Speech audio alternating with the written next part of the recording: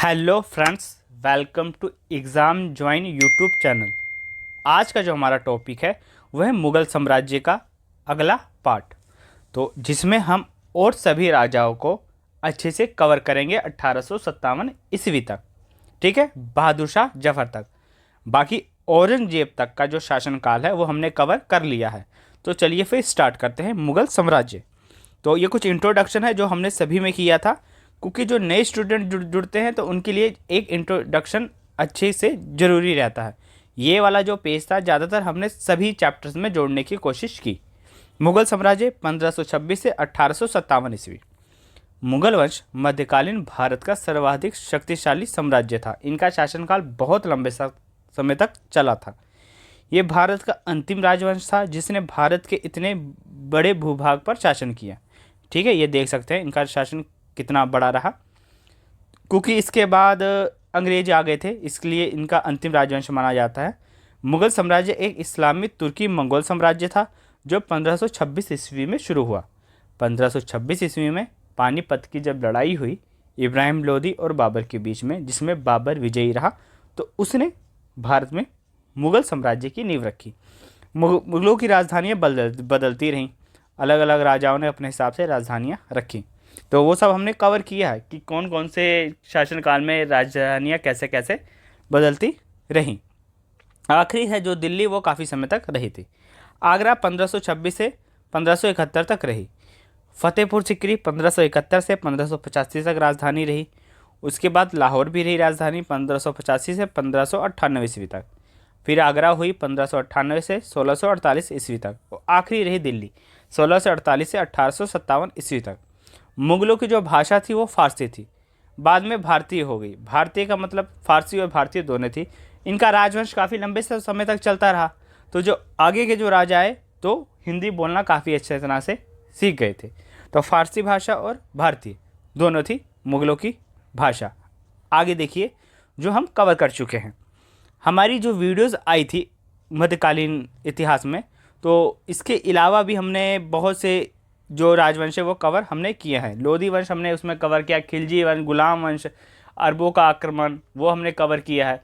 इस्लाम धर्म इसलिए थोड़ा ज़रूरी है क्योंकि जब हम मुग़ल वंश करेंगे या बाकी जो हम आपको बताया खिलजी वंश, गुलाम वंश, तो उसके बारे में थोड़ी नॉलेज होनी चाहिए। कुछ इस्लामिक टर्म्स होती हैं वो आपको पता होनी चाहिए। तो वो पहली वीडियो है मध्यकालीन भारत की, आप उसे देख सकते हैं। सभी वीडियो का लिंक आपको इस वीडियो के डिस्क्रिप्शन में मिल जाएगा। मुग़ल राजवंश, तो ये आप जो देख रहे हैं ना, ये हमने एक एक करके कवर किया हुआ है। ठीक है, और इसके बाद सबकी जो आगे के राजा थे उनकी ये कंबाइन वीडियो है। तो आप देख सकते हैं जहीरुद्दीन बाबर, जिसने भारत में मुग़ल सल्तनत की नींव रखी इब्राहिम लोदी को हराकर पानीपत के पहली लड़ाई में। 1526 से 1530 इसका शासनकाल रहा। इसके जो पुत्र हुए हुमायूं, कामरान, हिंदाल, अस्करी, गुलबदन बेगम, ये इसके पुत्र थे। उसके बाद फिर हुमायूं, इसका शासनकाल जब आया, ठीक है, इसी का पुत्र था बाबर का। ठीक है, हुमायूं, तो इसका शासनकाल 1555 से 1556 ईस्वी, एक ये शासनकाल चला था। एक 1530 से 1540 ईस्वी, दो शासनकाल इसके थे। ये दो बार मुग़ल राजा बना था। जलालुद्दीन अकबर और मिर्जा हकीम इसके पुत्र थे। फिर अकबर, जलालुद्दीन अकबर 1556 से 1605 ईस्वी। नूरुद्दीन मोहम्मद जहांगीर, मुराद और दानियाल इसके पुत्र थे।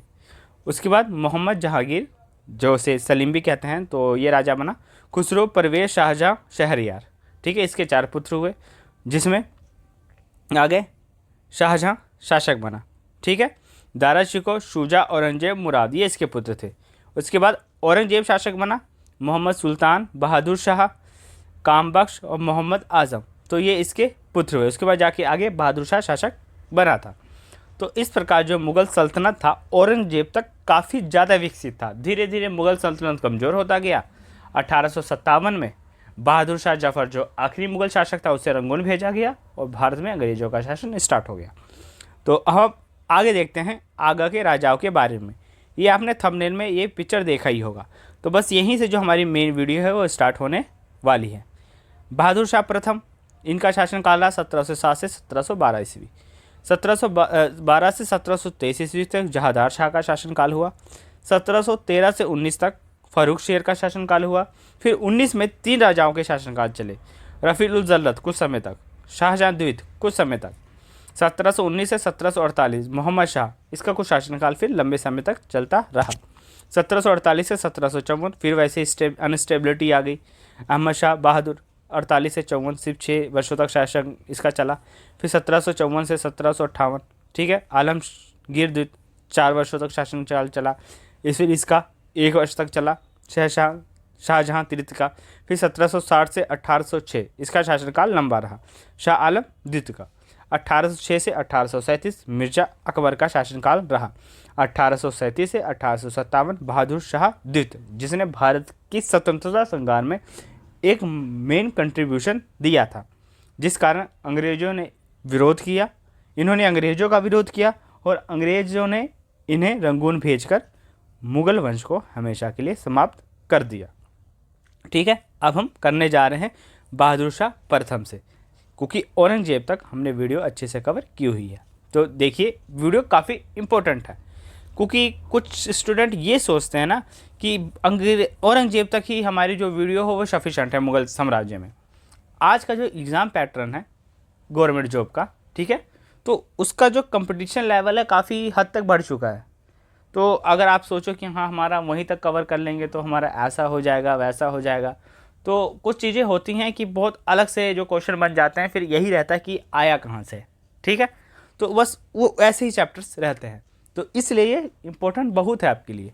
तो चलिए स्टार्ट करते हैं। बहादुर शाह प्रथम 1707 से 1712 ईस्वी। बहादुर शाह प्रथम का जन्म 14 अक्टूबर 1643 में बुरहानपुर भारत में हुआ। बहादुर शाह प्रथम दिल्ली का 7वां मुगल बादशाह था। बहादुर शाह प्रथम का अन्य जो नाम था वो था कुतुबुद्दीन मोहम्मद मुअज्जम था। ये अन्य नाम ये इंपॉर्टेंट है, जैसे पूछे जा सकते हैं। बहादुर शाह प्रथम गद्दी पर बैठने वाला सबसे वृद्ध बादशाह था। ये 63 वर्ष की आयु में गद्दी पर बैठा था। उसने मुनीम खां को अपना वजीर नियुक्त किया था। पिता औरंगजेब थे, माता नवाब बाई, और ये एक सुन्नी मुसलमान था।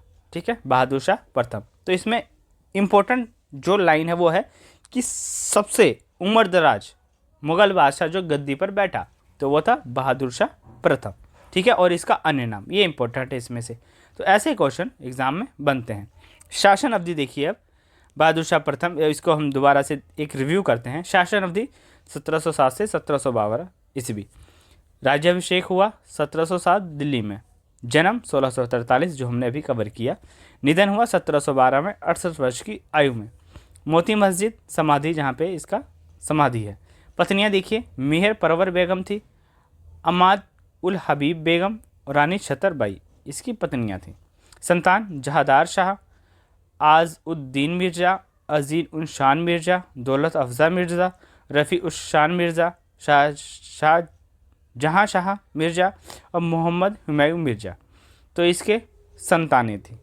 ठीक है, अब आगे देखिए जहादार शाह, ये मुग़ल सल्तनत का 8वां मुग़ल बादशाह था। जहादार शाह, इसकी पत्नी का नाम था लाल कुंवर। शासनकाल चला 1712 से 1713 ईस्वी। फिर फर्रुख शेर 1713 से 1719 ईस्वी, तो जिसके पिता का नाम था अजीम उस्मान और माता थी साहिबा। जो कुछ कुछ इंपॉर्टेंट है बस वही आप करते जाइए। रफ़ी उल दज्जत रफ़ी उस शान का कनिष्ठ पुत्र था, जो कि 10वां मुग़ल सम्राट बना। ये 10वां मुग़ल सम्राट बना था 1719 में। पत्नी का नाम था इनायत बानो बेगम, माता थी रज़ियत उस निसा बेगम। अब आगे देखिए रफ़ी उद दौलत 1719 में, इसे शाहजहां द्वितीय के नाम से भी जाना जाता है। तो एग्ज़ाम में कैसे बन सकता है कि शाहजहां द्वितीय के नाम से किसे जाना जाता है, तो रफ़ी उद दौलत को। यह 1719 में गद्दी पर बैठा और इसी वर्ष इसकी मृत्यु हो गई। इसके बाद मोहम्मद शाह 1719 से 1748 तक। नसीरुद्दीन मोहम्मद शाह 1719 से 1748 तक मुग़ल बादशाह रहे। इन्हें मोहम्मद शाह रंगीला नाम से भी जाना जाता है। मोहम्मद शाह को रंगीला नाम से भी जाना जाता है, मोहम्मद शाह रंगीला नाम से। पत्नी बादशाह बेगम मलिका उस ज़मानी। संतान अहमद शाह बहादुर। पिता थे खुजिता अख्तर और माता थी कुदैशिया बेगम। तो ये मोहम्मद शाह जिनका शासनकाल चला 1719 से 1748 ईस्वी। उसके बाद अहमद शाह बहादुर। अहमद शाह बहादुर मोहम्मद शाह जो इसके पहले शासक था उसका पुत्र था। 1748 में 23 वर्ष की आयु में यह गद्दी पर बैठा था। इसकी माता जो थी वो थी उधम बाई चौहान थी। उसके बाद जो शासनकाल आया आलमगीर द्वितीय का 1754 से 1758 ईस्वी। ये जहांदार शाह का पुत्र था। उसने इमादुल मुल्क जो कि ताकतवर मंत्री था उसकी सहायता से सत्ता प्राप्त की। जो इमाद उल मुल्क है ना, इसका काफ़ी बड़ा रोल रहा। जो आगे के मुग़ल बादशाह है ना, तो इसी का मेन रोल था, किसी को हटाना किसी को बैठाना। ठीक है। आलमगीर द्वितीय एक बहुत ही कमज़ोर शासक था। 1759 में इसकी मृत्यु हो गई। आगे देखिए शाहजहाँ तृतीय, तो ये 1759 से 1760 ईस्वी तो इसका शासनकाल रहा। लास्ट के जो जो शासक हैं वो बहुत इंपॉर्टेंट है। अभी चाहे हम छोटे छोटे कर रहे हैं, लेकिन जब बहादुर शाह जफ़र तक आएंगे ना, वो बहुत इंपॉर्टेंट है, इसलिए वीडियो आपको लास्ट तक देखनी बनती है। ठीक है। शाहजहाँ तृतीय 1759 से 1760। शाहजहाँ तृतीय जिसे मुही उल मिल्लत के नाम से भी जाना जाता है, इसका अन्य नाम मुही उल मिल्लत था। ये 2 बार लिखी गई लाइन, कोई बात नहीं।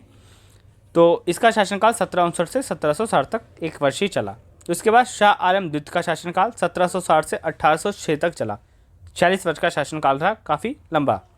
यह शाहजहाँ तृतीय को गद्दी पर हटाकर बैठा था, परंतु इसका जो राज्य था वो ब्रिटिश के अधीन था। ये मात्र एक कठपुतली था, क्योंकि आखिरी टाइम तो ऐसे ही आ गया था कि भारत में अंग्रेज आने लगे थे, मुग़ल सल्तनत कमज़ोर होता गया, उनकी कुछ ऐसी नीतियाँ थी, मुग़ल सल्तनत कमज़ोर होता गया और धीरे धीरे अंग्रेज़ों का शासनकाल आ गया। आखिरी तक ही नहीं, मतलब इससे पहले जो राजा हुए बहादुर शाह जफ़र से पहले, तो उनके टाइम में इसका असर दिखने लगा था अंग्रेज़ों का। उपाधि देखिए क्या थी, अमीरुल हमारा और वकील उल मुल्लत, ये उपाधि थी। इसके समय में बक्सर का युद्ध हुआ था, जिसमें अंग्रेज़ों का फ़ायदा हुआ था। बहुत से बंगाल इलाहाबाद के क्षेत्र या बहुत से क्षेत्र अंग्रेज़ों के हाथ में सौंप दिए गए थे एक संधि के द्वारा। वो सब हम आगे कवर करेंगे बाद में। ठीक है। और युद्ध अंग्रेज़ों का जब शासनकाल आएगा, अभी हमने ब्रिटिश कंपनी करनी है, ईस्ट इंडिया कंपनी करनी है, तो सभी में हम कवर करेंगे। अब आगे देखिए अकबर शाह द्वितीय 1806 से 1837 ईस्वी तक इसका शासनकाल रहा। अकबर द्वितीय के नाम से भी इसे जाना जाता है, अकबर शाह द्वितीय, दोनों एक ही हैं। तो ये द्वितीय अंतिम यानी सेकंड लास्ट मुग़ल सम्राट थे। वह शाह आलम द्वितीय के पुत्र और बहादुर शाह जफ़र के पिता थे। 1835 ईस्वी में ब्रिटिश ईस्ट इंडिया कंपनी ने उनके नाम के सिक्के चलाना बंद कर दिया, इनके अपमान करने के लिए। इसके बाद आखिरी मुग़ल सम्राट बहादुर शाह जफ़र बना। धीरे धीरे इनके साथ भी अंग्रेज़ों के मतभेद होते रहे, तो इनको हटाया गया। उन्होंने एक हिंदू मुस्लिम ये अकबर शाह द्वितीय, इन्होंने एक हिंदू मुस्लिम को एक करने के लिए एक त्यौहार शुरू किया दिल्ली में, जिसे फूलों वालों की सैर कहा जाता है। ये त्यौहार आज भी मनाया जाता है। ठीक है। अब आगे देखिए बहादुर शाह जफ़र आखिरी मुग़ल बादशाह। इसके बाद द एंड हुआ मुग़ल सल्तनत का। बहादुर शाह जफ़र 1775 से 1857 ईस्वी तो इनका जो शासनकाल था चला। ये आप थोड़ा करेक्ट कर लीजिएगा, ये ही एक थोड़ी गलती हुई, मिसप्रिंट हुई है। 1837 से 1857 ईस्वी। ठीक है। 1837 से 1857 ईस्वी तक शासनकाल चला था, क्योंकि ये तो जन्म हो गया, ये थोड़ा आप करेक्ट कर लीजिएगा।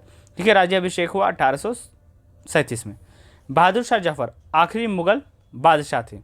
उपाधि शहनशाही हिंदुस्तान। जन्म हुआ 1775 में, राज्याभिषेक हुआ 1837 ईस्वी में। इनका जो शासनकाल चला वो 20 वर्षों तक चला था। इनके पिता अकबर शाह द्वितीय और माता लालबाई थी। इनका भारत की आज़ादी में एक महान योगदान था, एक स्वतंत्रता सेनानी भी थे, समझ लीजिए। उन्होंने बहुत से मशहूर उर्दू कविताएं लिखी। एक कवि थे जिसमें अंग्रेज़ों के विरुद्ध थी ज़्यादातर इनकी कविताएं। भारत की स्वतंत्रता संग्राम में भाग लिया, जिसमें आखिरी में अंग्रेज़ों से इनकी बहुत सी मतभेद होने लगे, तो अंग्रेज़ों ने इन्हें रंगून भेज दिया, और वहाँ से भी इन्होंने भारत की स्वतंत्रता के लिए बहुत सी इन्होंने कविताएं और किताबें लिखी। वहाँ से भी ये चाहते थे कि जो इनकी समाधि बने वो भारत में बने, लेकिन इन्होंने खुद को ऐसा ना हो सका, क्योंकि इन्हें रंगून भेज दिया गया। तो ये इस कारण ये खुद को बहुत बदनसीब मानते थे। बहादुर शाह जफ़र ये चाहते थे कि हम हिंदुस्तान की मिट्टी में दफन हो, लेकिन ऐसा ना हो सका था। रंगून ये म्यांमार के पास के कुछ क्षेत्र हैं, तो वहाँ भेज दिया गया था और इनके बाद जो मुग़ल सल्तनत था हमेशा के लिए समाप्त हो गया था। तो ये थी हमारी वीडियो, मुग़ल सल्तनत का पूरा इतिहास। पूरा इतिहास अगर आप अच्छे से देखना चाहते हैं तो फिर आपको शुरुआत करनी पड़ेगी बाबर से। अच्छे से अलग अलग वीडियो आपके लिए अपलोड हुई हैं, ठीक है, जिसको आप जाके हमारे प्लेलिस्ट पे देख सकते हैं, मध्यकालीन भारत का इतिहास। अब हम मिलते हैं अपने नेक्स्ट वीडियो में। थैंक्स।